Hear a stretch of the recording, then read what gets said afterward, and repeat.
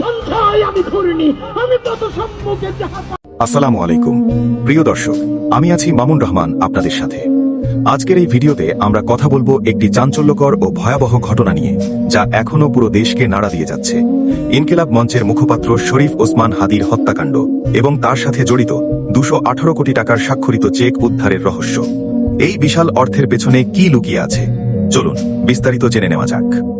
গত 12 ডিসেম্বর 2025 ঢাকার বিজয়নগরে জুমার নামাজের পর রিকশায় ফেরার সময় মোটরসাইকেলে আসা দুর্বৃত্তরা শরীফ ওসমান হাদিকে মাথায় গুলি করে। গুরুতর আহত অবস্থায় তাকে সিঙ্গাপুরে নেওয়া হয়, কিন্তু দুর্ভাগ্যবশত 18 ডিসেম্বর তিনি ইন্তেকাল করেন। এই হত্যার পর দেশ জুড়ে শুরু হয় তীব্র প্রতিবাদ, শাহবাগ অবরোধ, মিছিল, এমনকি কোথাও কোথাও সহিংসতা। তদন্তের সবচেয়ে চাঞ্চল্যকর তথ্য হল, গ্রেফতারকৃত প্রধান শুটার ফয়সল করিমের বাসা ও তার পরিবারের সদস্যদের কাছ থেকে উদ্ধার হয় বিপুল পরিমাণ চেক বই।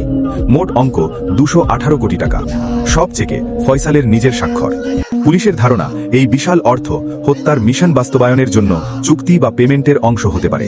ফয়সালের বাবা মা, স্ত্রী, বন্ধুবান্ধবী সহ অনেককে গ্রেফতার করে জিজ্ঞাসাবাদ করা হচ্ছে। তদন্তে বেরিয়ে আসছে, এই হত্যার পেছনে মোহাম্মদপুরের একজন সাবেক কাউন্সিলর সহ প্রায় 20 জনের একটি গ্রুপ জড়িত। ফয়সালের বন্ধুবান্ধবীর জবানবন্দিতে উঠে এসেছে চাঞ্চল্যকর তথ্য। গুলির আগের রাতে ফয়সাল বলেছিল, এমন কিছু একটা হবে যা পুরো দেশ কেঁপিয়ে দেবে। এখন প্রশ্ন উঠেছে, এই বিপুল অর্থের উৎস কি? মাস্টারমাইন্ড কারা? প্রিয় দর্শক, এই ঘটনা আমাদের সামনে তুলে ধরেছে রাজনৈতিক হিংস্রতা এবং অর্থের অন্ধকার জগতের এক ভয়াবহ চিত্র।